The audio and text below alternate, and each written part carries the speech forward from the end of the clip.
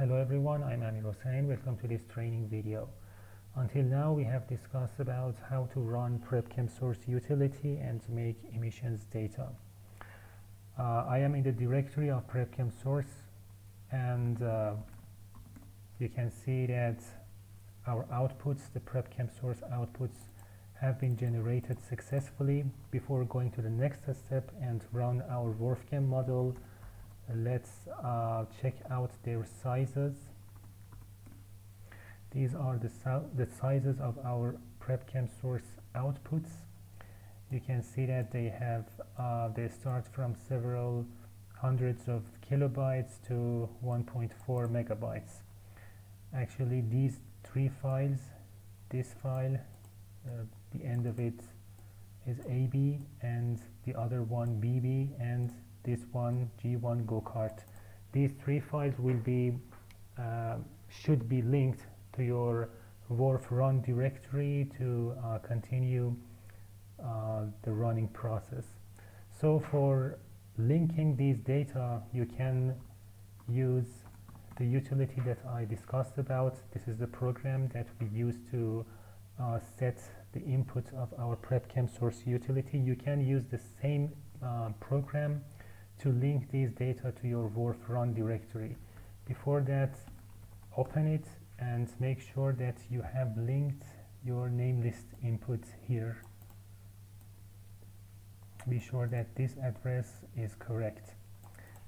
So you can run this program with a -L, with a switch of L, and now if I run it, you can see that these files are linked to our run directory, to our WRF run directory. So if I go to the WRF-Chem run directory, when I say run directory, I mean test/emreal. This is our run directory. And here, if I, after linking these files, we have three files: emis options, 3, emis fire, and WRF go-kart. They will be here. They will be linked here, and the other two files, emis fire and emis opt 3. Okay, now before running your WRF-Chem, as you remember, you should be sure that your WRF model without the chemical option is okay and will be successful if you run your WRF without chemical option. So open your name list, go to the chemical section. Let me disable the chemical option. I disable it. Go to the upper part of your name list, and here be sure to disable these variables. If they are not disabled yet, disable these variables because they are related to your chemical options, WRF fire, WRF chemi, and there are some auxiliary input data that are that will be read from the outputs of your wrfchem source utility. But now we have disabled chemical options, and we're supposed to disable these options. Okay, and I run real.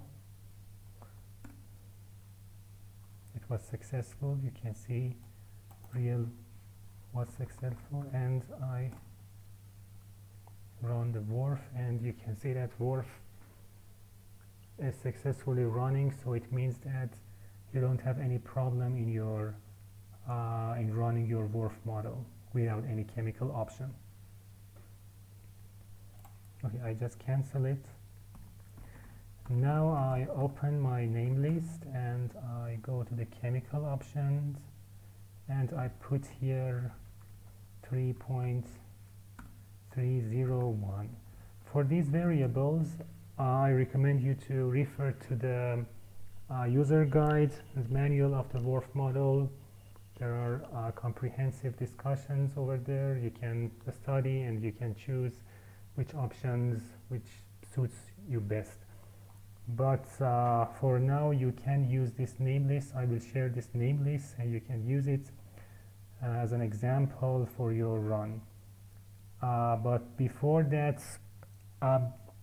be careful that any modification, the smallest modifications for these variables can actually can lead to errors. So these variables are very error prone. Try to study the user guide before any modifications. So after changing chemical options, chem options to 301, I go to the time control, and here I enable these variables. Okay, and I save it. Now I have I'm supposed to run convert emis. Convert emis actually convert the outputs of wrf-chem sources to a format that your wrf-chem model will be able to read them. So I run it, and you can see here end of program. So it is successful. After running it, you will have three files here, three extra files here: wrf-chem I, wrf-chem go-kart, and wrf-fire. Let's open one of them, the wrf-chem D01. Let's open this file, and inside this file you can see a lot of air pollutants, for example SO2, and this is the pattern of distribution of SO2 pollutant. Let's open something else, NO2. This is the distribution of NO2. If I click here, you can see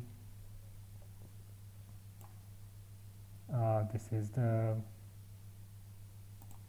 values of NO2, and you can see the units of these gaseous agents: mole per kilogram, per square kilogram, per hour. This is the unit of the emissions of this gaseous agent. So we have the emissions of all or some of the air pollutants or gaseous agents. Some of them doesn't have any value, and here you can see that not all of them have values. Some of them don't have any value. Okay, now you can check wrf-fire. Here also you have some variables regarding to the biogenic variables, and also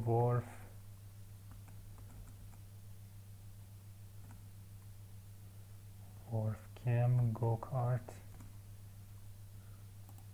This is also something that is used for the go-kart model, go-kart aerosol model. You can also check this. Okay. This is just this checking. These checkings actually are just for making sure about the output of your convert emis and your wrf-chem source utility. So everything is okay. Now you can run your wrf. But by running wrf, you will face an error, and I will show what will be the error. This is the error. This error is not much serious. Just you can, by changing the name of your emissions data, you can handle this error. If you read the error, it says you cannot open this file. So just copy the name of this file and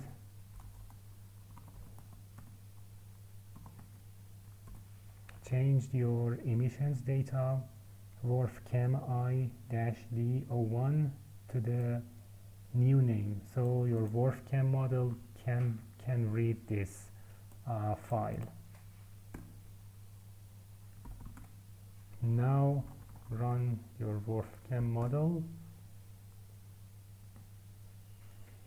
You can see that it has started running, and one important point is that if you notice the elapsed seconds, you can see that it has been considerably increased in comparison to the WRF without any chem option. So it means that running WRF-Chem is very needs a lot of computation.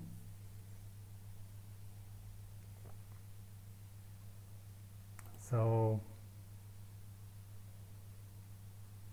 let me stop it, and I will show you the output of our WRF-Chem and our air quality, our air variables that are related to air pollutants. We will see the simulations and concentrations of gaseous agents. Let me stop it. This is your WRF out. I open it.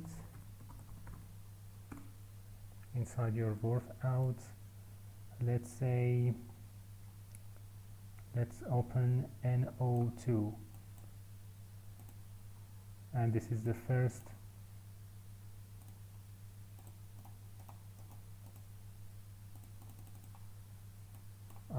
this is the second time slot actually. So we have two time slots.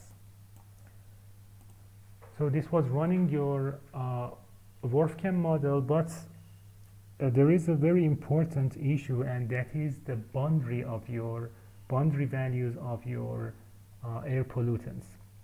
So it's recommended to set your boundary values, the boundary values of your air pollutants and gaseous agents, because gaseous agents, they are similar to atmospheric variables, since like atmospheric variables, they also need some boundary values. However, you can run your WRF-Chem model without setting any boundary values, but it is recommended to use boundary values. In the next videos, I will talk about how to set boundary values for your WRF-Chem model.